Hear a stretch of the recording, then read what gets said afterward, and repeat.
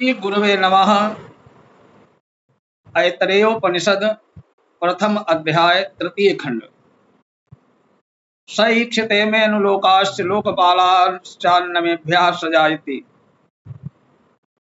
जब परमात्मा ने सभी इंद्रियों का और इंद्रियों के अधिष्ठात्री देवता का और पुरुष शरीर का निर्माण कर लिया, उसके बाद सब परमात्मा ने फिर विचार किया कि निश्चय ही ये सब लोक और लोकपाल, इनके लिए मुझे अन्न की सृष्टि करनी चाहिए। इन सब की रचना हो जाने पर परमेश्वर ने विचार किया कि ये सब लोक और लोकपाल तो रचे गए, पर इनकी रचना का कार्य तो पूरा हो गया। अब इनके निर्वहन के लिए अन्न भी होना चाहिए, भोग्य पदार्थों की भी व्यवस्था होनी चाहिए, क्योंकि इनके साथ भूख प्यास भी लगा दी गई है, क्षुधा और पिपासा। अतः उस अन्न की भी रचना करूं। सोपोभ्य तपताभ्यो भी तप्ताभ्यो मूर्तिर्जायत या वै सा मूर्तिर्जायतान्नम वै तत्।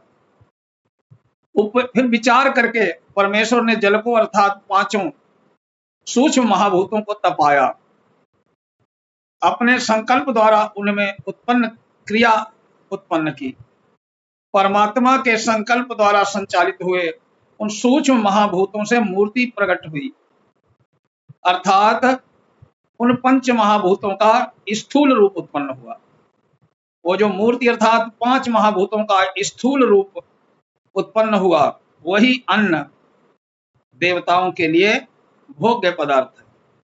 तदेनत्सजं परांते जिंघासत द्वाचा जिघ्रक्षत तन्नाशक्नो वाचा ग्रहीतुं यद्वै नद्वा चाग्रहीष्यदभिव्याहृत्य हैवान्नमत्रमप्स्यत।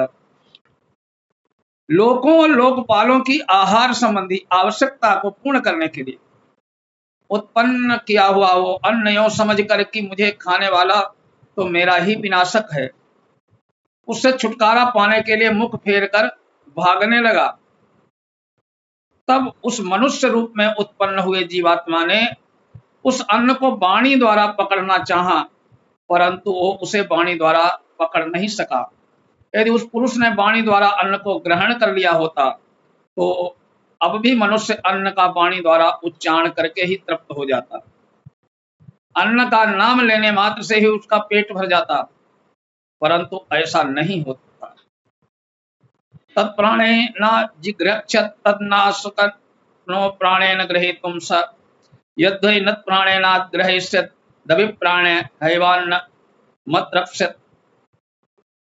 तब उस पुरुष ने अन्न को प्राण के द्वारा अर्थात घ्राण इंद्रियों के द्वारा पकड़ना चाहा, परंतु वो उसको घ्राण इंद्रियों से भी नहीं पकड़ सका। यदि वो अन्न को घ्राण इंद्रियों से ही पकड़ सकता तो लोग अन्न को नाक में सूंघ कर ही तृप्त हो जाते, परंतु ऐसा नहीं देखा जाता है। सूंघने से किसी की क्षुधा पिपासा शांत नहीं होती। तच्चक्षुषा जिघ्रक्षत तन्नाशक्नो चक्षुषा ग्रहीतुं स यदेन चक्षुषा ग्रहेषत तद्वा हैवान्नमप्स्यत। फिर उस पुरुष ने अन्न को आंखों से पकड़ना चाहा, परंतु वो उनको आंखों के द्वारा भी नहीं पकड़ सका। यदि वो अन्न को आंखों से ग्रहण कर सकता तो अवश्य ही आजकल लोग अन्न को केवल देख कर ही तृप्त हो जाते, परंतु ऐसी बात देखी नहीं जाती। तत्श्रोत्रेण जिघ्रक्षत न शक्नोत् श्रोत्रेण ग्रहीतुं स यद्येन श्रोत्रेण ग्रहेषत श्रुत्वा हैवान्नमप्स्यत। फिर उस पुरुष ने अन्न को कानों द्वारा पकड़ना चाहा, परंतु वह कानों द्वारा भी पकड़ नहीं सका। यदि उसको कानों से पकड़ सकता तो अवश्य ही आज मनुष्य केवल अन्न का नाम सुनकर ही तृप्त हो जाते, परंतु ऐसा नहीं हो रहा है। तत्त्वचा जिघ्रक्षत नाशनो त्वचा ग्रहीतुं स तदेतन ग्रहीतुं तद्वाष्ट्वा हैवान्नमप्स्यत। तब उस पुरुष ने अन्न को चमड़ी द्वारा पकड़ना चाहा, परंतु वो उसको चमड़ी द्वारा ही नहीं पकड़ सका। यदि उसको चमड़ी द्वारा पकड़ पाता तो अवश्य कर ही आजकल मनुष्य अन्न को छूकर ही तृप्त हो जाते, परंतु ऐसी बात नहीं है। तन मनसा जिघ्रक्षत तन्नाशक्नोत् मनसा ग्रहीतुं स यदेदं मनसा ग्रहीष्यत् ध्यात्वा हैवान्नमप्स्यत।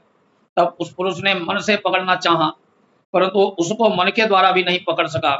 यदि उनको मन से पकड़ लेता तो अवश्य आज मनुष्य अन्न का चिंतन करके ही तृप्त हो जाते, परंतु ऐसी बात आज भी देखने में नहीं आती। तच्छिस्नेना जिघक्षत नास्नो चिक्तेन ग्रहीतो न यद्यचै न चिक्नेना ग्रहीष्यति विसर्ज्य हैवान मत्र तृप्सत। फिर उस पुरुष ने अन्न को उपस्थ द्वारा पकड़ना चाहा, परंतु उसको उपस्थ के द्वारा भी नहीं पकड़ सका। यदि उसको उपस्थ द्वारा पकड़ जाता तो अवश्य ही मनुष्य अन्न का त्याग करके ही तृप्त हो जाते, परंतु देखने में नहीं आता। तत्पानेनाभिलिख्यत शेषो न सेदो यद्वायुर्वान वायु। अंत में पुरुष ने अन्न को मुख के द्वार से अपान वायु द्वारा ग्रहण करना चाहा, अर्थात अपान वायु द्वारा मुख से शरीर में प्रवेश करने की चेष्टा की, तब वो अन्न को अपने शरीर में ले जा सका।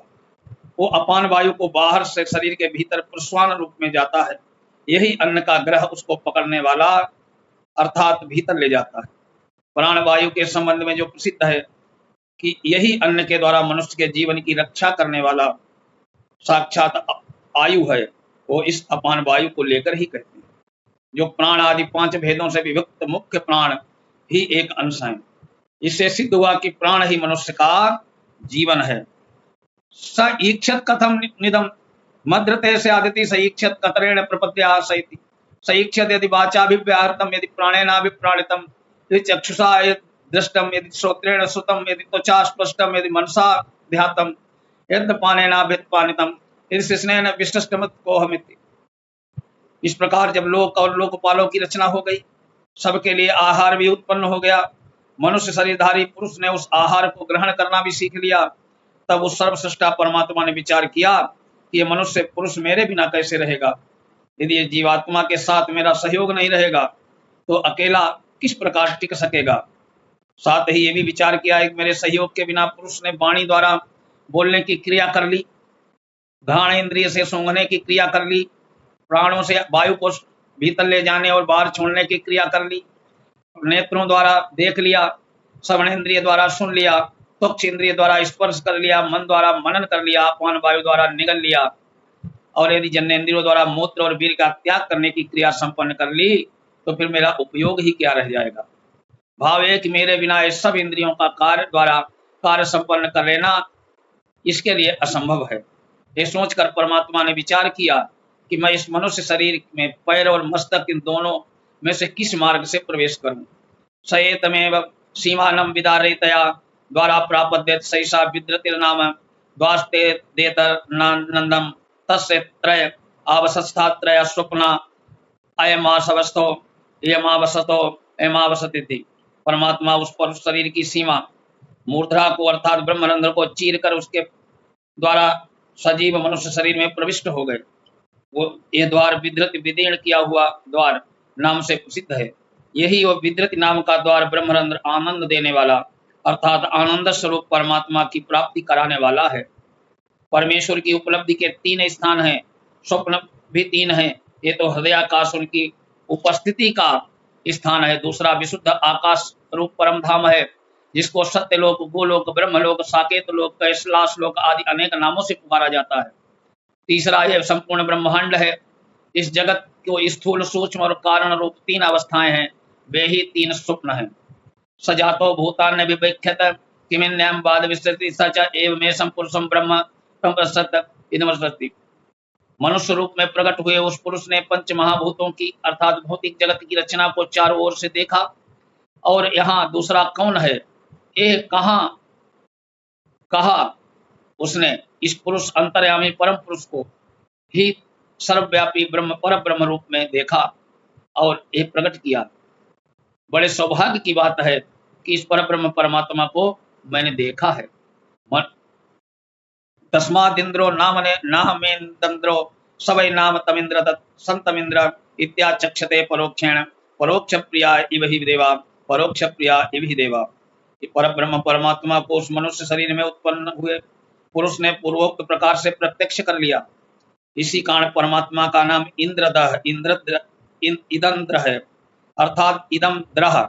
इसको मैंने देख लिया। इस व्युत्पत्ति के अनुसार उसका इदंद्र नाम है। इस प्रकार यद्यपि परमात्मा का नाम इदंद्र ही है, फिर भी लोग उसे परोक्ष रूप से इंद्र कहकर पुकारते हैं, क्योंकि देवता लोग मानो छिपाकर ही कुछ कहना पसंद करते हैं। परोक्ष क्रिया इव ही देवा, इस अंतिम वाक्य को दोबारा कहकर अब इस खंड